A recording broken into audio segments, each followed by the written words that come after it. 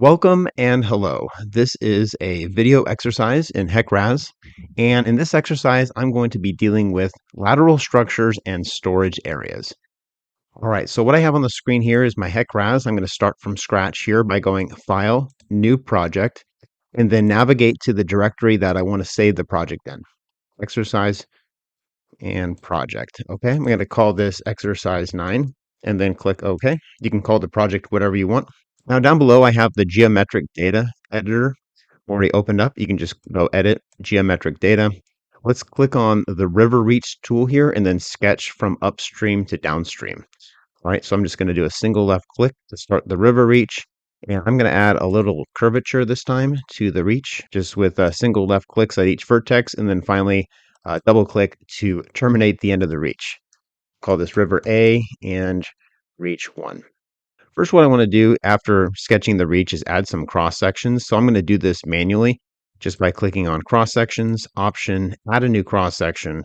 I'll put this at river station 0. So I'll start from the bottom and then sketch in some information for station and elevation data. And that is that. Okay, so basically I've got a invert of 30 and then a overbank elevation of 60 and a top elevation of 90. So you'll see that in the sketch in the preview in just a moment. I'm going to type in some Manning's N coefficient. This is for the roughness value of the left overbank, main channel, and right overbank. And then the bank stations will be at 300 and 700. So when I click apply data right here, you see a schematic of the cross section, but the axes are a little bit exaggerated in the vertical axis. I have cross section at river station 0 already. I'm going to add a few more cross sections upstream from that. So I'll go options, copy current cross sections. There's different ways to do this, but I'm just going to copy and then make a few changes. So this will be at river station 1000, and I need to change this to 1000 here. And I'm also going to add a little bit of elevation so that the flow actually flows in the direction of downstream. Adjust elevations, I'll add 2 feet. So then apply data. And then I'm going to do that a couple more times for river station 2000 and 3000. So just as before, I'll go copy cross section, 2000, okay, options, adjust elevations, add 2 more feet. So that's getting adjusted there. And then the last one here will be for 3000. So I'll go copy current cross section. This is the same river, the same reach, but river station 3000 now, and then add 2 more feet. Just like that. Okay, apply data. Now if I close this, I'll see the actual river stations and the cross sections sketched out here in the diagram. All right, next what I want to do is add a lateral structure and a storage area to my geometry.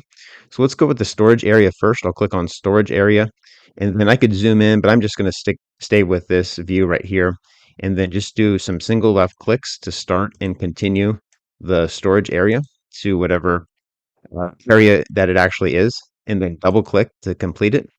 I'm going to call it storage area 1, but you might have a better name for it, like a lake or something, the name of that lake.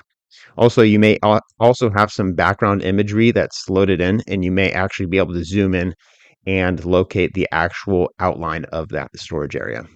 If you don't quite sketch it quite right, you can go edit and then add points or move points or remove points. These are vertex points of the storage area. So if I wanted to like move a point, I could click on that, move the point, see how that works. Edit, and then I'll just check it again to toggle it off. So I'm no longer editing.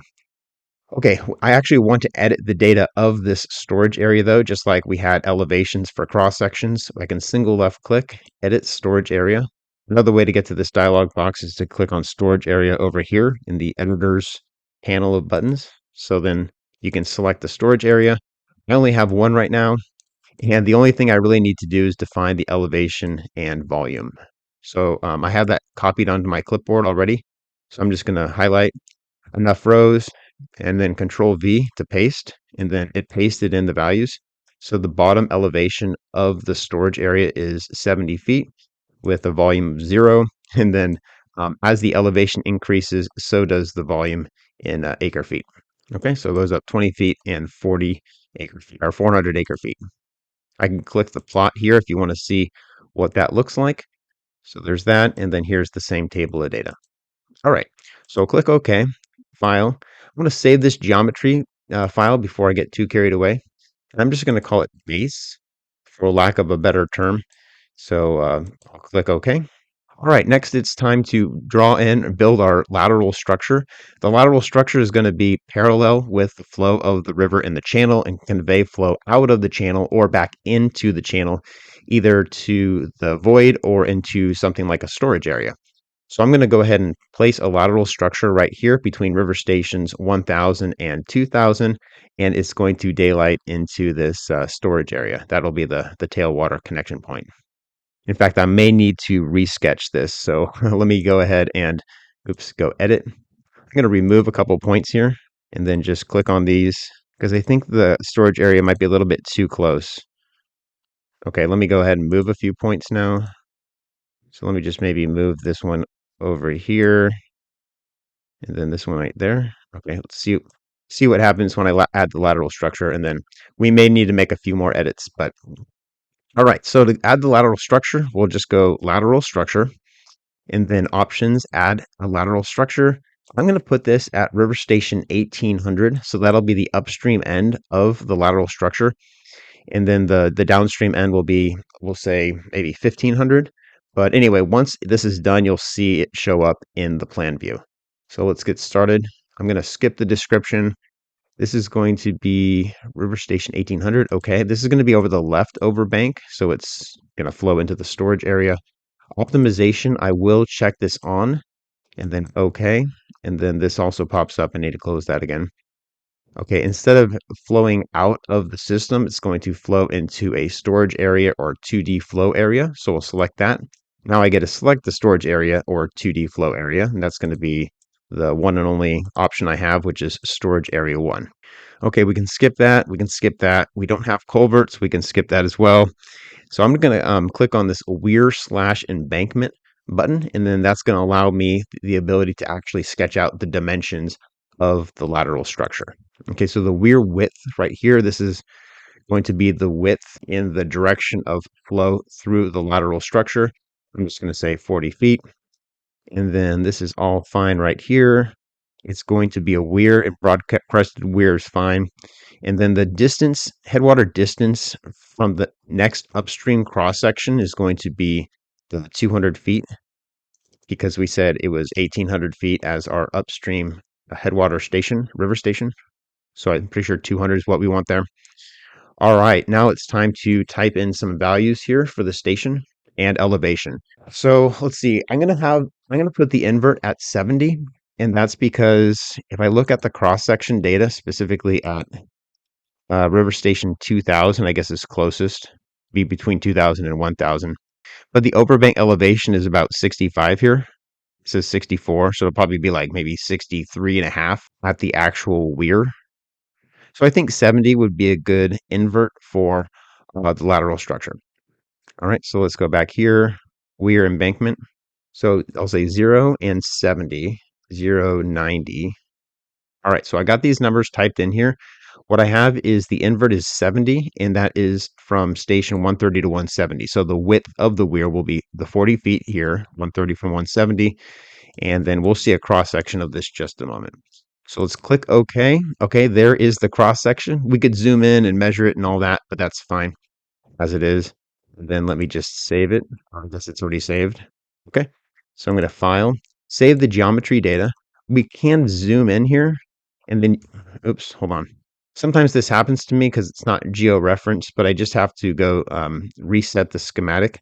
Now, right now, it looks like it's only one square unit, and then okay. All right, so now let me zoom in specifically to the lateral structure and the storage area. So this looks a little goofy. I should probably add some more points to make it more realistic, but you get what's happening here. We have this lateral structure that allows flow between the storage area and the channel. All right, so I'm going to zoom out and maybe keep it right about there. Next, it's time to define some steady flow data. So I'm going to go to Edit and Steady Flow Data. I'm also going to do some unsteady flow analysis and simulation in this exercise as well. First, what I'm going to do is define the boundary conditions, downstream, normal depth, and I'll just use the depth or the channel slope which is 0.2%, and OK. And now for profiles, I'm going to have three different profiles. It's going to be at 200,000 CFS, 300,000 CFS, and 400,000 CFS. Save the flow data. It's going to be 200K-400K underscore 100K. That's just how I've done it in a previous exercise for the range and step size as a quick reminder. Okay, so I'm going to save the flow data. This is the steady flow data. And let's go ahead and run an analysis. So with the base geometry and the steady flow data that we have defined, I'm going to go File, save this a combination of geometry and flow as a plan file called base underscore 200K to 400K. Click OK. Use the same thing for the short ID it's called, and then click Compute. Okay, I'm going to go ahead and close this. Let's take a look at our results. So let's go to View and look at the cross sections first. Now this is the cross section at River Station 2000. Do we have the one? No, these are just river stations. We don't have the lateral structure in this view yet, but we'll get there. Options, I'm going to turn on all three profiles. So select all, OK. And now you can see if I zoom in here, remember the invert to the lateral structure is 70 feet.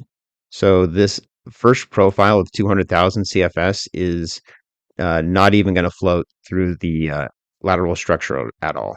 But then the next profile up, this is a 300,000 CFS. That'll get a little bit of flow. It looks like there's about 3 or 4 feet of head. And then profile 3, this is 400,000 CFS.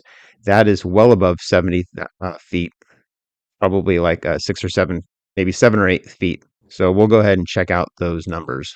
Okay, so the next result I want to look at is the water surface profile. And this shows all three profiles. If I zoom in here on the lateral structure, 200,000 CFS, 300,000 CFS with a little bit of flow through the lateral structure, and then 400,000 CFS with quite a bit of flow through the lateral structure. All right, I'm going to close this. And the next results, I want to go up to View and then Detailed Output Tables. So for the type, I want to put it on cross-section data right here. And with profile 1, this is where there's no flow through the lateral structure. There is a little bit of flow through the overbank, though. So what I have on the right side is sort of the breakdown between left overbank, main channel, and right overbank. And then over on the left is more of like totals. So for instance, the total flow here is 200,000 CFS. And we can see the breakdown between most of it being in the main channel, but a little bit being in the left and right overbank. Okay, so for top width, that's 821. Exactly 400 feet of that top width is for the main channel, 300 to 700, the cross-section stationing, and then another 210.85 feet top width for the left and right overbank. The velocity is 17.18 feet per second. So I believe this is more of a weighted average where you've got the main channel with a little bit higher flow velocity and then the overbanks with much lower flow velocity. Okay, and we can look at that same data for the PF2 and PF3, the higher flow rates. All right, what I want to look at though is the different types. Let's go to the lateral structure now. And what we see here for profile 1, it's just 200,000 CFS flow upstream and downstream, and then there's going to be zero flow through the weir, which is why there's no data over here, the weir meaning the lateral structure. And we'd also see that weir flow right here. Okay, let's go up to PF2. Now we do have some weir flow through the lateral structure, 462 CFS. The negative means it's coming back from the storage area into the main channel, which is why the upstream is 300,000, but the downstream of the lateral structure is 300,000, 461.6. And we'll even have a higher flow if I switch it to profile 3. So that's now 1,774 CFS. And again, on the right side, you see some other weir or lateral structure specific data. So the maximum depth appears to be 8.45 feet and a total area of 337.83 CFS because we have that 40-foot width. Okay, the last type that I want to look at here is the storage area. We only have one storage area to select, but we have three different profiles. With profile 1, there's nothing to look at here. There's no flow at all. There's no volume. The area says it's 1 square foot, but it should really be, or 1 acre. I think it should be 0. All right, so if I go up to the next flow up, that's 300,000 CFS in the main channel. That results in a total area of 7 acres or 11.08 acre feet. And then the highest flow is PF3. This is 400,000 CFS in the main channel, resulting in an area of 17 acres or 71.62 acre feet. I don't think this acre value is correct, or I think it's rounded to the nearest integer. That just looks suspicious. Since the water surface elevation is 78.45, it's not exactly a round number. Okay, well, that was it for this first part of the exercise where we deal with steady flow. Next, what I want to do is take a look at some unsteady flow analysis and simulations using this lateral structure and storage area.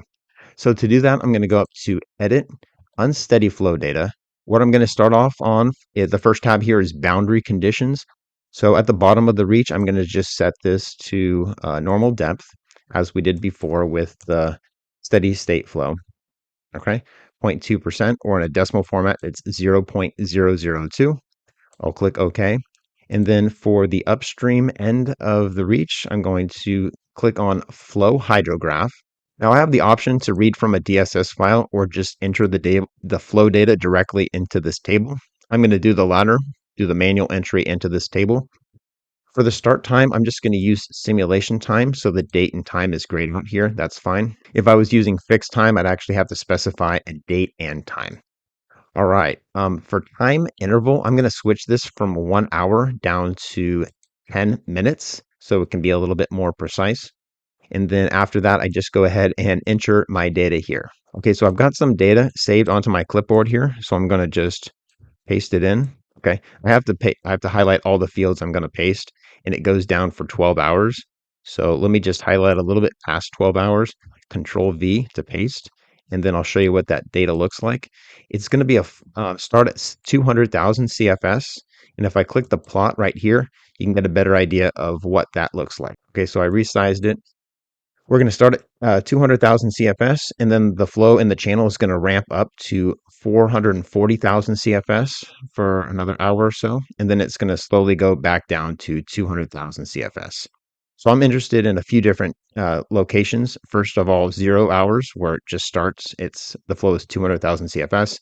And then at 2 hours, which is right about here, the flow is increasing. And then we're going to have flow into the storage area through the lateral structure. Right here is 4 hours. This is where we're going to have zero flow into or out of the storage area because we've reached an equilibrium. And then later on at about the 6 hour mark, which is right about there, we're going to have flow out of the lateral structure back into the channel. Or I should say out of the storage area through the lateral structure back into the channel. All right, so I'm going to close that and then say OK to that. I also need to specify the boundary conditions for the storage area. So I'll say storage area and then OK. Actually, I don't. What I was thinking is the initial conditions. I'm sorry. So we have the initial elevation right here, which I believe is 70. So I could type that in, or I could just import and just say, boom, it automatically added 70 because it knows that that is the base elevation with zero volume associated with this storage area. I'm going to leave the initial flow data for the reach, let the boundary conditions take care of that. And I think we're good here for unsteady flow. I'm going to go File and then Save Unsteady Flow. For the title, I'm going to give it the values 200K, 440K, to 20K to more or less represent the shape of that hydrograph for the flow in the channel, and then click OK. Okay, File, Save. I just did that, and close. Okay, next it's time to run our unsteady flow. So I'll click on the running stick figure running up a hill now, where you can go up to Run Unsteady Flow Analysis, same thing. And what I have is a geometry file that's base. That's the same one we used before. That's fine. Unsteady flow file is the one we just created right here. So that looks good. I'm going to go File, Save this plan, and then just call it base underscore 200K, 440K, 200K. And then click OK. Same thing for the short ID. I'm going to toggle on the geometry preprocessor, unsteady flow simulation, and post processor. And then for the start time window, this is really not too important, but I just need to make sure that it's 12 hours. So I'm just going to say 01 Jan 2025. That'll be the starting date and ending date, but then the start time, I'll say it starts at 0 100 hours and ends at 1200 hours. All right. Now down here for computation interval, I'm going to change some of these values to 10-minute time step for mapping output interval, hydrograph output interval. And then for the detailed output interval, I could probably leave it at 1 hour, but this is a fairly simple model. So I think changing it down to 10 minutes won't be too expensive. All right. So let's go ahead and compute and see if that works. Looks like it's running and it looks like it's complete. So let's go ahead and take a look at some of the results. All right, so I'm going to go up to View, Water Surface Profile, Profiles. Okay, so profiles and unsteady flow refer to the time period or the time step. So when I click Profiles, number one is the maximum, in case you're interested in what the max looks like.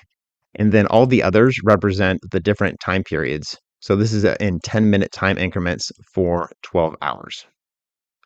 So if I wanted to toggle on, say, the 2 hour, that would be right here. Looks like there's going to be some flow into the storage area through the lateral structure. Okay, let me just zoom in a little bit here and then pan over. And then if I toggle that off and I go down to, say, 4 hours, which is another like time period of interest, a profile of interest, this is more or less the peak elevation. So the peak flow, actually, there's going to be no flow at this point. It's sort of equilibrium at the peak flow in the channel. And then leaving at, say, 6 hours. Right here, we have flow out of the storage area through the lateral structure back into the main channel. I closed that, but I wanted to demonstrate the simulation or the animation tool. So View, Water Surface Profile. In this options menu, if you click animate, and then what I think I need to do is change the speed a little bit. So let's put it right there.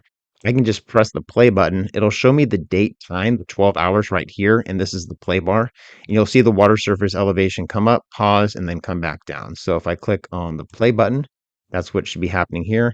It comes up. This is 2 hours, 3 hours. There's 4 hours, 5 hours, 6 hours. It's coming down. And then you can see the play bar right here. So that's 9 hours, 10 hours, 11, and that's the end of the simulation or the animation. Okay, the other results I want to look at is in View, Detailed Output Tables. This is what we were looking at before for steady state. And then for the type menu, I want lateral structure, which it is. And then for the profile, let's go ahead and start with zero flow. So we have zero flow upstream, or sorry, 200,000 feet upstream, 200,000 CFS downstream. Nothing too exciting about that. If we advanced a couple hours, we can look at some numbers right here.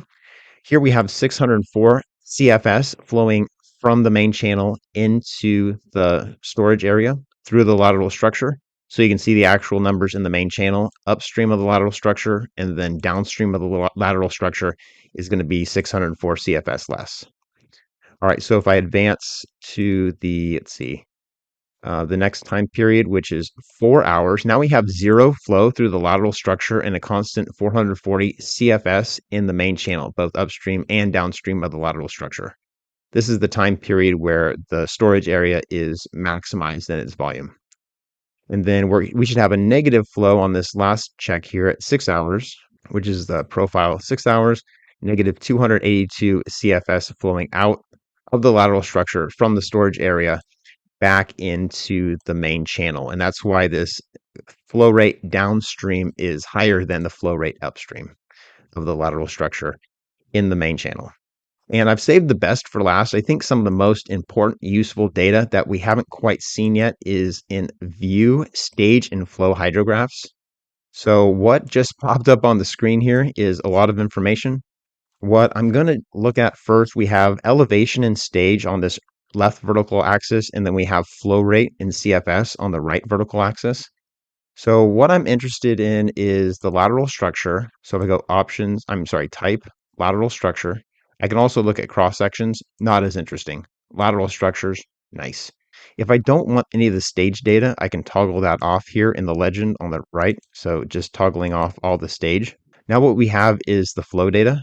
So what we have is the flow data in the main channel, which is about 200,000 CFS, up to about 440,000 CFS, and then back down to about 200,000 CFS.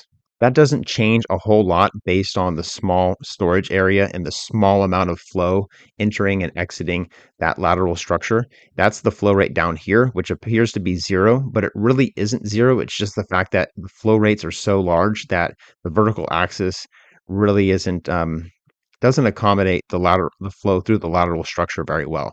So what I'm going to do to actually see a plot of the flow in and out of the lateral structure is I'm going to remove the, oops, keep that one on, and then take these two off. Now what I want to do is go right click and then full plot. What it did is it reset this vertical plot, which is a lot easier to read. So don't worry about this elevation data. That's not what we're looking at, just the flow. So it starts off at a 0 flow. And then as the water surface elevation increases in the main channel, the flow, then it looks like we have a maximum flow of 1120 CFS from the main channel out of the main channel through the lateral structure. Right here in the middle, right around 3.5 hours, 4 hours, this is where the flow rate through the channel is maximized and holding constant at 440,000 CFS. That's when the storage in the storage area is maximized as well. But then after that, the flow rate and hence the stage decrease in the main channel, and water starts flowing out of the storage area through the lateral structure back into the main channel until it finally reaches equilibrium again, and there's no flow in the main channel. So what I'm looking at here is this plot, but I can toggle that off and turn on the table data. And if I wanted to copy this table data into Excel, for instance, I could just right click, copy table values with header, and then I can bring up Excel and then just right click and paste, or you can Control V, paste, and you have all these numbers at your disposal to make any graphs or plots or data manipulation you want. And the last thing I'm going to tell you about in this exercise is we can go look at the storage area. And if I click on that, we have table data and then we have plot data as well. So these two can be side to side if you toggle them both on. I think I just need to move this over. Yeah. So we can see table data as well as plot data side by side. All right. So if we look at just the table data, again, we can right click, copy that table data. And if I wanted to look at the plot only, if you wanted to get the plot data here and save it as an image, then you can copy to clipboard and then open up some sort of image processing program, and then you can save that. Okay, so I'm going to close that. What this plot has is the stage and net inflow into the storage area.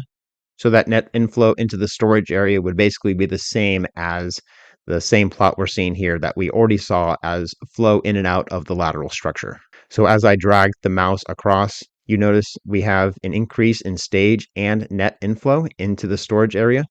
And then for about an hour here, the blue line is holding steady at the top. That's the maximum stage, the maximum volume of water in the storage area.